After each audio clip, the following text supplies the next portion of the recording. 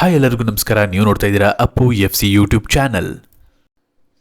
ಈ ಒಂದು ವಿಡಿಯೋದಲ್ಲಿ ನಾವು ನಿಮಗೆ ಪುನೀತ್ ರಾಜ್ಕುಮಾರ್ ಅವರ ಚಿತ್ರಗಳಿಗೆ ಹಾಗೂ ಪುನೀತ್ ರಾಜ್ಕುಮಾರ್ ಅವರು ಹಾಡಿರುವ ಹಾಡುಗಳಿಗೆ ಚಂದನ್ ಶೆಟ್ಟಿರವರು ಯಾವ್ಯಾವ ಹಾಡಿನಲ್ಲಿ ಸಾಹಿತ್ಯವನ್ನು ಬರೆದಿದ್ದಾರೆ ಅನ್ನೋದ್ರ ಬಗ್ಗೆ ಮಾಹಿತಿಯನ್ನು ನೀಡ್ತಾ ಇದ್ದೀವಿ. ಹಾಗಾಗಿ ಈ ಒಂದು ವಿಡಿಯೋನ ಕೊನೆವರೆಗೂ ನೋಡಿ.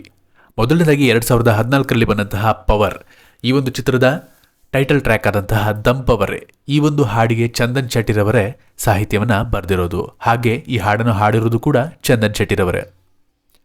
ಇನ್ನು ಇದಾದ ನಂತರ 2016ರಲ್ಲಿ ಬಂದಂತಹ ಚಕ್ರವ್ಯೂಹ, ಈ ಚಿತ್ರದ ಥೀಮ್ ಸಾಂಗ್ ಅನ್ನಂತಹ ಚಕ್ರವ್ಯೂಹ ಥೀಮ್ ಹಾಗೂ ಗೆಳೆಯ ಗೆಳೆಯ, ಈ ಎರಡು ಹಾಡುಗಳನ್ನು ಬರೆದಿರೋದು ಚಂದನ್ ಶೆಟ್ಟಿರವರೇ.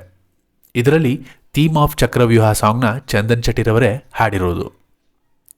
ಇನ್ನು ಇದಾದ ನಂತರ 2016ರಲ್ಲಿ ಕಿಕ್ ಅನ್ನೋ ಒಂದು ಡ್ಯಾನ್ಸ್ ರಿಯಾಲಿಟಿ ಶೋಗೆ ಕಿಕ್ ಅನ್ನೋ ಒಂದು ಟೈಟಲ್ ಸಾಂಗ್ನ ಹಾಡಿದ್ರು ಅಪ್ಪು. ಈ ಒಂದು ಹಾಡನ್ನು ಬರೆದಿದ್ದು ಕೂಡ ಚಂದನ್ ಶೆಟ್ಟಿರವರೇ. ಈ ಒಂದು ವಿಡಿಯೋ ನಿಮ್ಗೆ ಇಷ್ಟ ಆಗಿದ್ರೆ ಲೈಕ್ ಮಾಡಿ. ನಿಮಗೆ ಚಂದನ್ ಶೆಟ್ಟಿರವರು ಬರೆದಿರುವಂತಹ ಅಪ್ಪುರವರ ಚಿತ್ರದಲ್ಲಿರುವಂತಹ ಯಾವ ಹಾಡು ಇಷ್ಟ ಅಂತ ಕಮೆಂಟ್ ಮಾಡಿ.